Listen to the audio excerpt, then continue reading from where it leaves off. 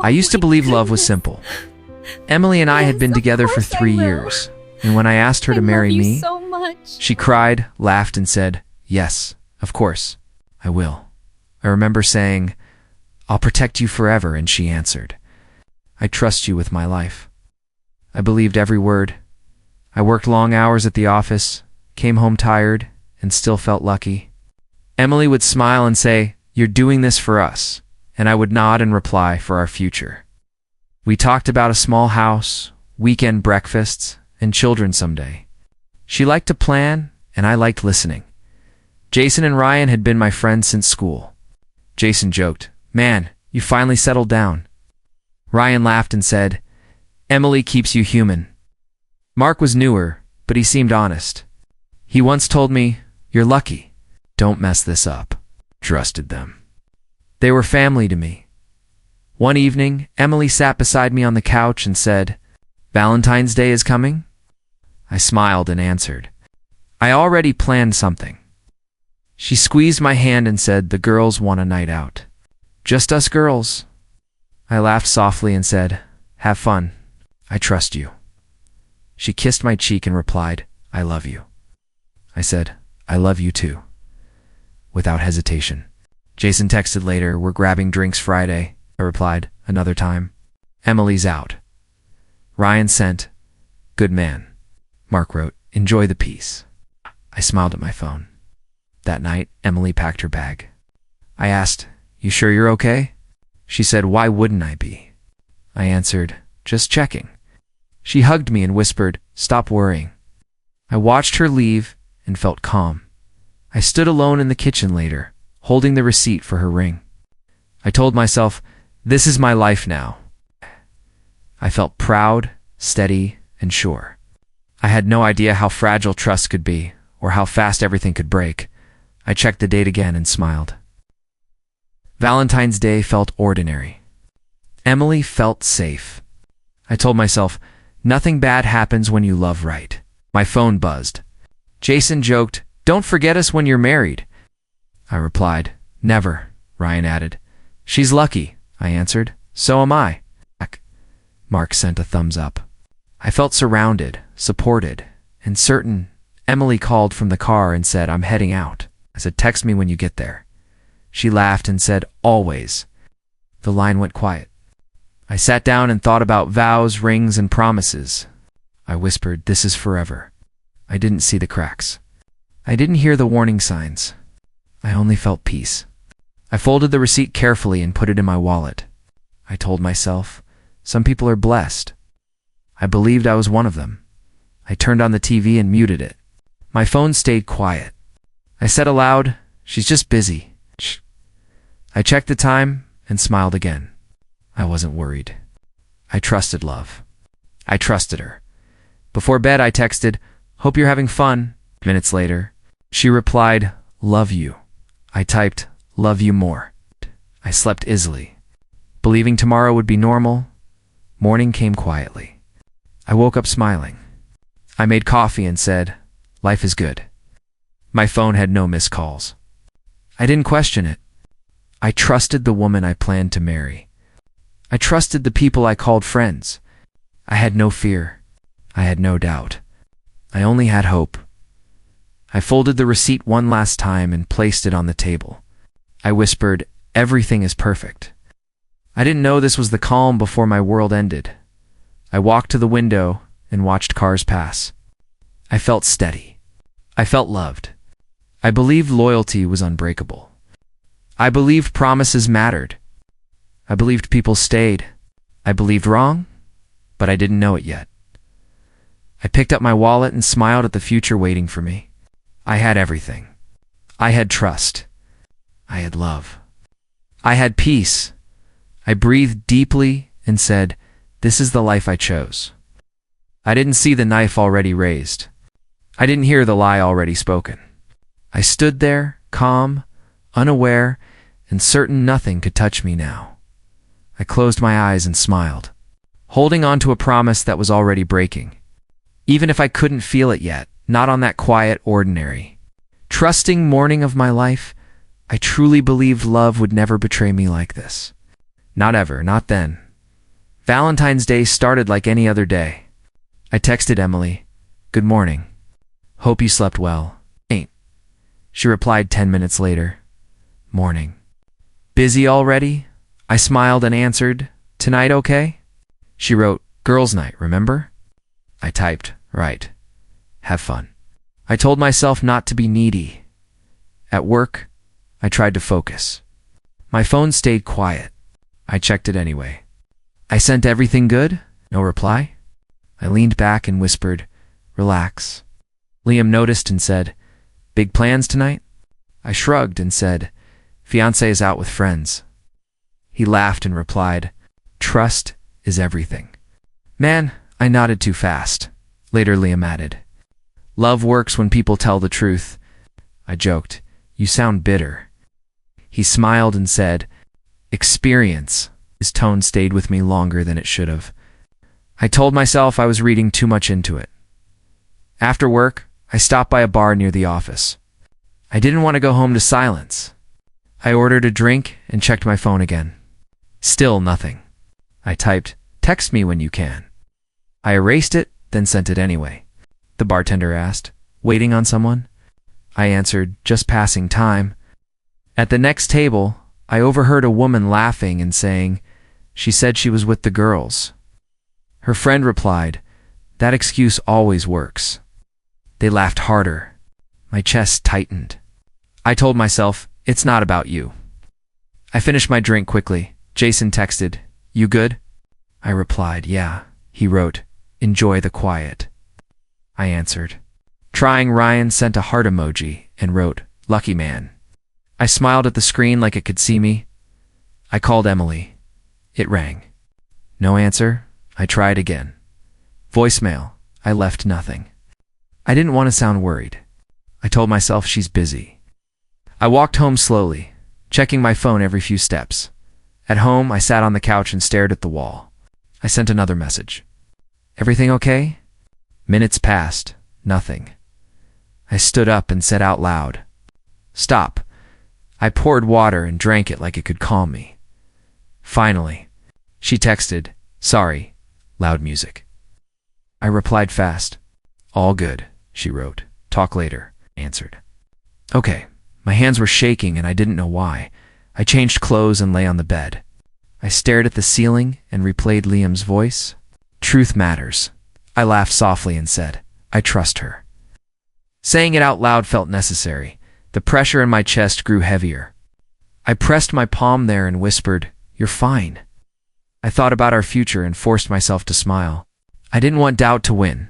Another hour passed. No message. I typed, "Home yet?" I waited. I deleted it before sending. I told myself love meant patience. I told myself fear was weakness.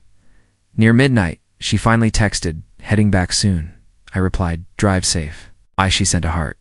I stared at it longer than usual. I wanted to ask more, but I didn't. I turned off the lights and lay in the dark. My phone rested on my chest like a weight. I said quietly, "Good night." I didn't know who I was saying it to. Sleep came slowly. My mind kept circling the same thought. "You're overthinking." I repeated it until it sounded true.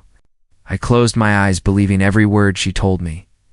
I fell asleep alone, holding on to trust like it was unbreakable, unaware that the lie I believed that night would soon tear my life apart completely.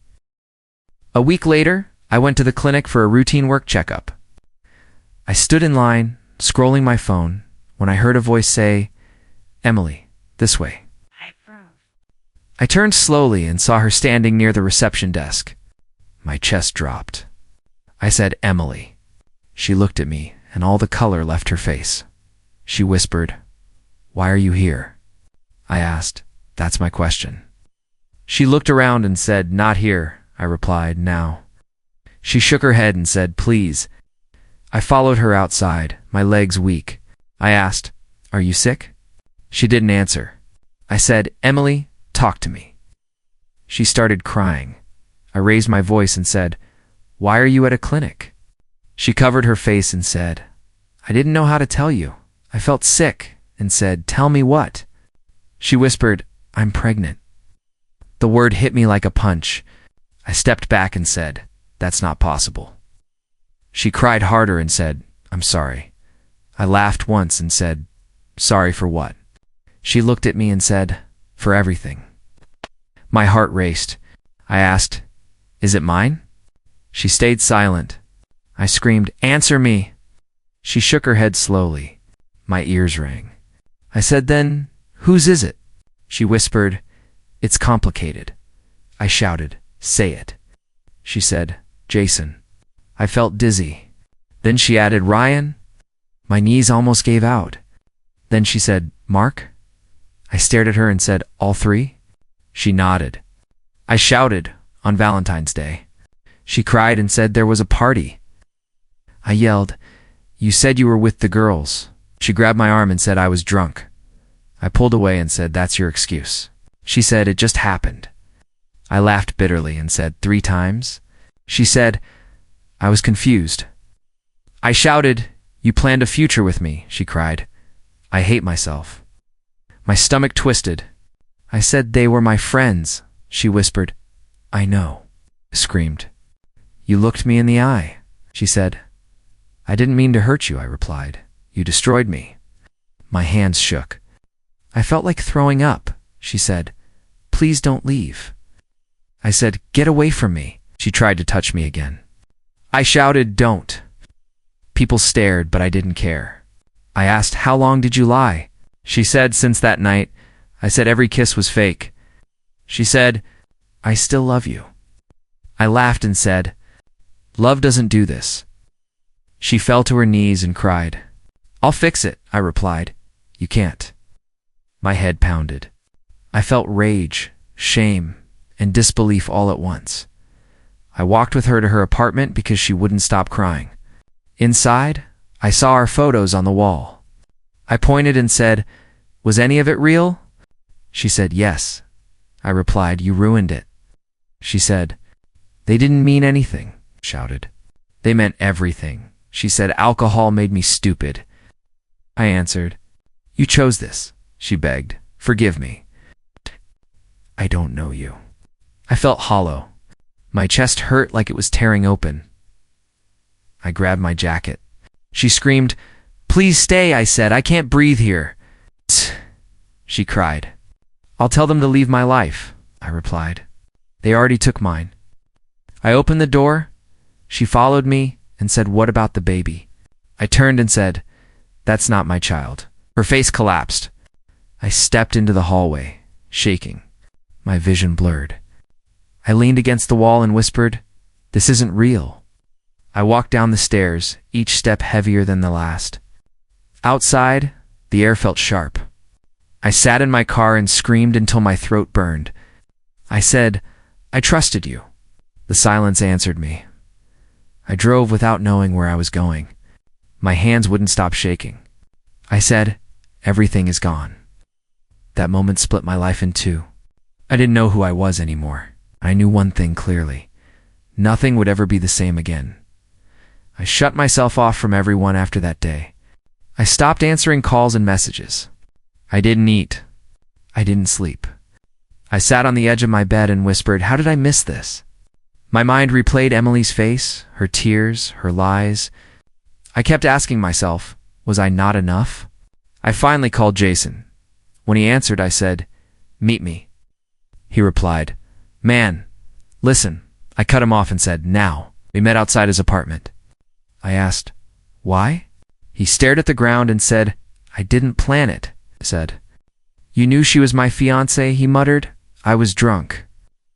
I laughed and said, "You were always drunk around my life," he said. "I never meant to hurt you." I stepped closer and said, "You did." He looked away and said, "I can't change it," I replied. "You chose it." He had nothing else to say. His silence felt louder than words. Ryan called next. He cried the moment I picked up. He said, "Please forgive me." I asked, "How long?" He said, "Just that night," I replied. "That's enough." He begged, "I hate myself." I said, "So do I, for trusting you." He kept saying my name. I ended the call. Mark didn't even try to explain. When I confronted him, he just stared at me. I said, "Say something." He said nothing. That hurt the most. I whispered, "I called you my friend." He looked down. I walked away without another word. I sat alone that night and said, "I loved you all like brothers." Saying it broke me. I punched the wall and shouted, "Was it all fake?" My knuckles bled, but I didn't feel it. Sarah came over without asking. She looked at me and said, "You look empty." I replied, "I am." She sat beside me and said, "Eat something." I said, "I don't deserve to." She snapped, "Stop that. They destroyed everything." She held my face and said, "They didn't destroy you." I laughed bitterly and said, "I'm ruined." She said, "You're hurt, not broken." I shook my head and said, "I want them to suffer." She answered, "That won't heal you." I said, "They took my future." She replied, "You still have one?" I said, "I don't believe that." She sighed and said, "Strength isn't revenge." Right. I looked away and said, "I don't know how to be strong." She stood up and said, "Then start by standing." I asked, "For what?" She said, "For yourself." Her words sounded distant, like they were meant for someone else. That night I stared at my phone. Messages from Emily filled the screen. I didn't open them. I said, "I won't beg." I deleted every thread. I blocked every number. I lay back and whispered, "I gave everything." The ceiling didn't answer. I felt something harden inside me. I said, "Never again." My chest still hurt, but my hands stopped shaking. I stood up, wiped my face, and said, "I won't crawl for love." I didn't feel strong yet. I felt tired. But I knew one thing clearly. I would never beg anyone to stay in my life again. I reached a point where the pain stopped feeling loud and started feeling heavy. I woke up one morning and said out loud, "Enough." I looked at my phone, saw missed calls, and said, "I won't destroy myself for people who never respected me." Ow. Saying it felt strange, but it felt right. At work, my manager asked, "You okay today?" I answered, "I'm showing up." He nodded and said, "That matters." I stayed late, focused hard, and told myself, control starts here.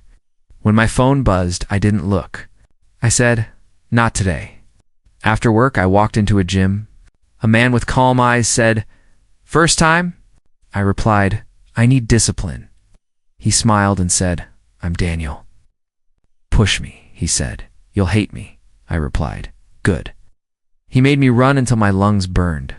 When I slowed, he said, "I can't."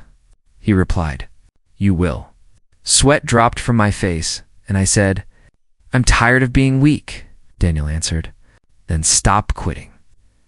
My phone buzzed again. Emily's name lit the screen. Daniel glanced at it and said, "Distraction?" I turned the phone face down and said, "Not anymore." He nodded and said, "Good choice."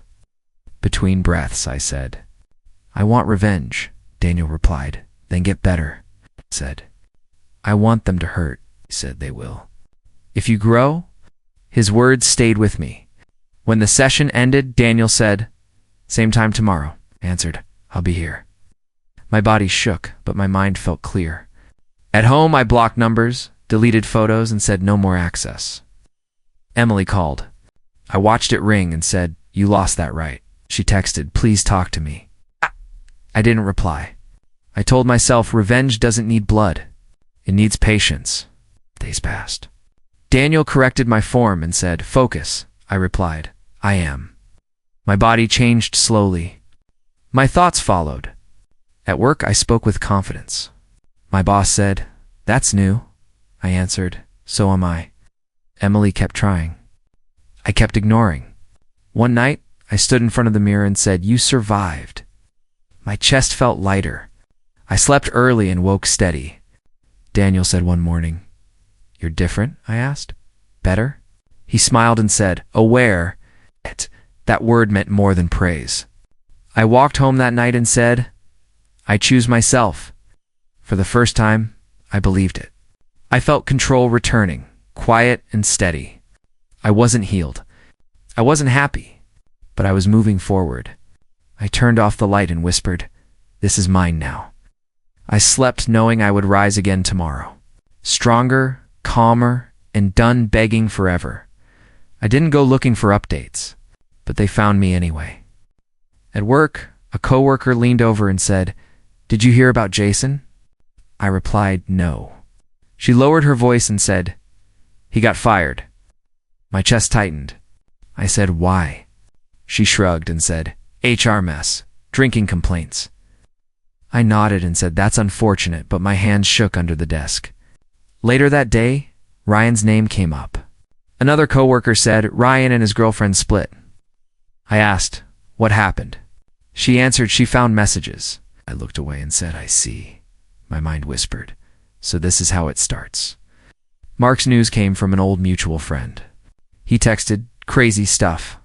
Mark's family is suing him." I typed, "For what?" He replied, "Money. Betrayal. Ugly fight." I stared at the screen and said, "I didn't touch anything." Emily's situation reached me through silence. Rent notices arrived at the old apartment. A shared account closed. Someone told me she's struggling, I answered. I hope she figures it out. My voice sounded distant, even to me. At lunch, Anna sat across from me. She said softly, "You've been quiet lately." I replied, "I'm fine." She nodded and said, "You don't have to explain." That made me breathe easier. She added, "Sometimes listening helps," I said. "I don't know what I feel." She smiled gently and said, "You don't need to know yet." I said, "Part of me feels bad," Anna asked. "And the other part?" I answered, "Feels like this is fair." She didn't judge me. She said, "Both can exist." That simple sentence stayed with me. Jason tried calling that night. I didn't answer. Ryan sent a message saying, "I deserve this." I didn't reply. Mark stayed silent, like always. Emily sent a long text. I deleted it without reading. I told myself, I won't interfere. At the gym, Daniel noticed my focus slip. He said, "Your head's loud," I replied.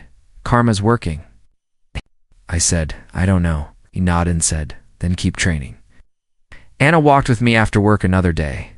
She said, "Do you want justice or peace?" I thought for a moment and said, "I want to stop feeling split." She replied, "That takes time," I said. "I'm not touching their downfall," she said. "Good, it's not yours to manage." One evening, I sat alone and said out loud, "I didn't plan this." The room felt quiet, not heavy. I checked my phone, saw no messages, and felt calm. I whispered, "I'm letting it happen." Emily's name appeared again a week later, but I ignored it. I told myself, this isn't revenge. It's distance. It's then relief. Both passed. Anna texted, "Coffee tomorrow?" I replied, "Sure." She answered, "No pressure." I smiled at that. For the first time, connection didn't feel dangerous. I lay in bed that night and said, I don't need to win. Karma kept whispering, and I kept walking forward, hands clean, heart conflicted, but free enough to breathe again. Emily showed up at my door just after sunset. I opened it and froze. She was crying, one hand on her stomach, her face pale. She said, "Please don't shut the door." I felt my chest tighten, but my voice stayed calm. I said, "Why are you here?" She whispered, "I ruined everything." Stepped back and said, "You already know that." She started crying harder and said, "I didn't know where else to go." I replied, "That's not my problem anymore." Seeing her pregnant hurt in a way I didn't expect. I told myself, "Stay steady," she said. "I'm sorry for lying." "Sorry doesn't undo choices," she said. "I lost everyone," I replied. "That happened before you came here." Her hands shook as she said, "I still love you." I said, "Love doesn't survive betrayal." She tried to step closer. I said, "Stop." She froze. She whispered, "I was scared." I answered, "So was I." She said, "I didn't think you'd leave." I replied, "I didn't think you'd do this." My heart hurt, but I didn't raise my voice. She cried, "Please talk to me." I said, "I am talking." She said, "Yell at me." I replied, "You're not worth my anger." It seemed to hurt her more than shouting. She covered her face and said, "I deserve that." And my phone buzzed. Jason's name flashed. I didn't answer. Emily noticed and said, "They regret it," applied. "Regret comes after consequences," Ryan texted. "I'll do anything." I locked my phone and said, "Too late," Emily said. "I'm alone," I answered. "So am I," she said. "You're stronger," I replied, "because I chose silence." She looked confused and said, "Silence." I nodded and said, "That's my revenge." She asked, "You won't forgive me?" I said, "Forgiveness doesn't mean access." She cried, "I'm carrying a reminder," I replied. "That's not mine to carry." My hands felt steady. That surprised me. She said, "I miss us." I answered, "We ended when trust ended."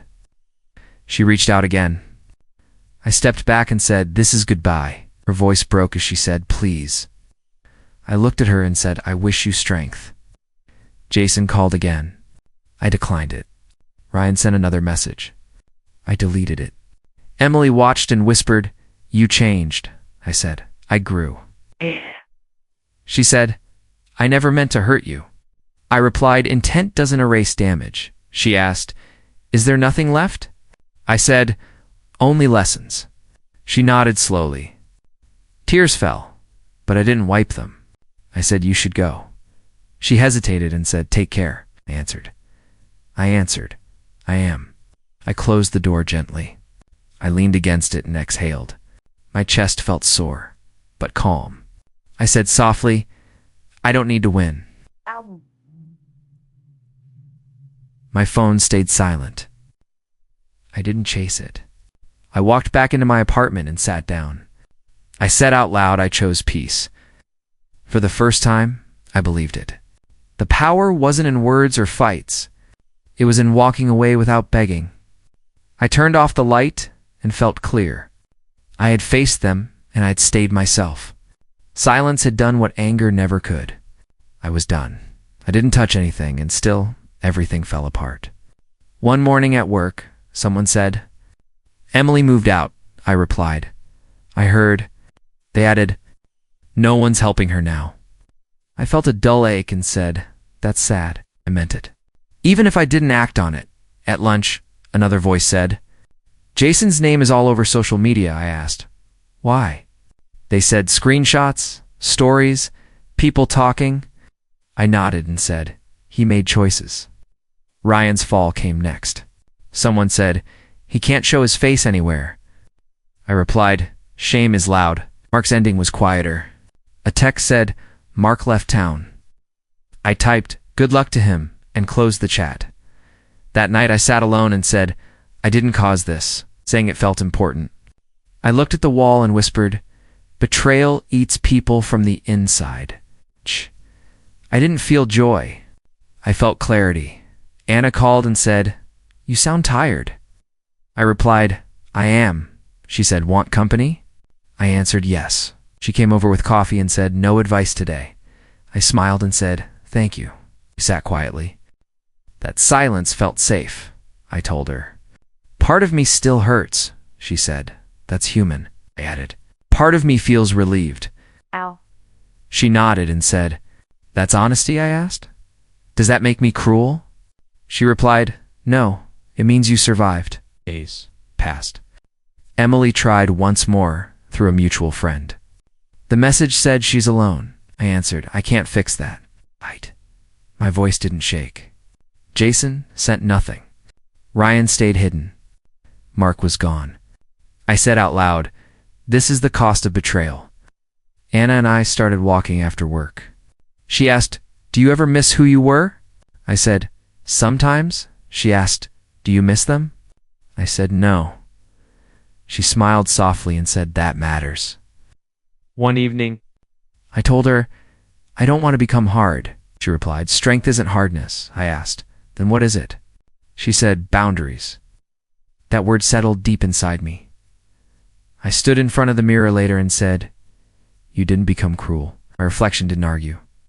I said, "You became careful." That felt true. I breathed easier.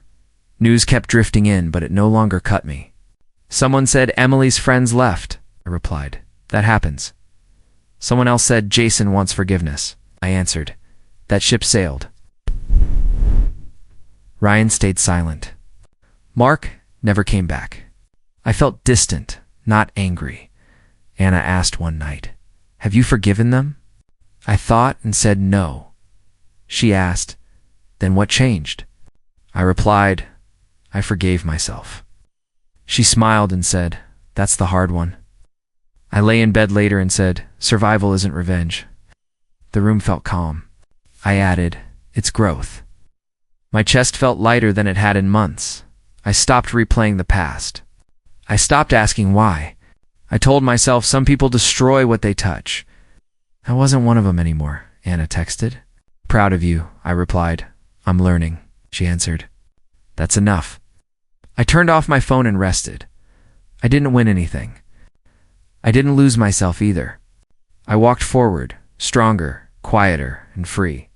That was my survival, and it finally felt like peace. I woke up early and said out loud, "I'm not that man anymore." The words felt steady. I made coffee and told myself, "I see clearly now." There was no anger in my voice, only truth. At work, Anna asked, "How are you today?" I replied, "At peace." She smiled and said, "That suits you." I added, "I don't rush trust anymore," she said. "That's wisdom." I nodded and answered, "I learned the hard way." Later, my phone buzzed with an unknown number. I didn't answer. I said quietly, "Some doors stay closed." I knew it was Emily. I didn't feel tempted. I felt finished. Anna and I walked during lunch. She asked, "Do you think you'll love again?" I said yes, but slowly. She said, "With boundaries." I replied, "With self-respect." She smiled and said, "That's healthy." I passed the old cafe where Emily and I used to sit. I stopped for a second and said, "That chapter is done." The memory didn't stab me anymore. It felt like a photograph, not a wound. Jason and Ryan never tried again. Mark stayed gone. I didn't wonder why. I said silence answered everything. I didn't feel the need to explain my absence to anyone.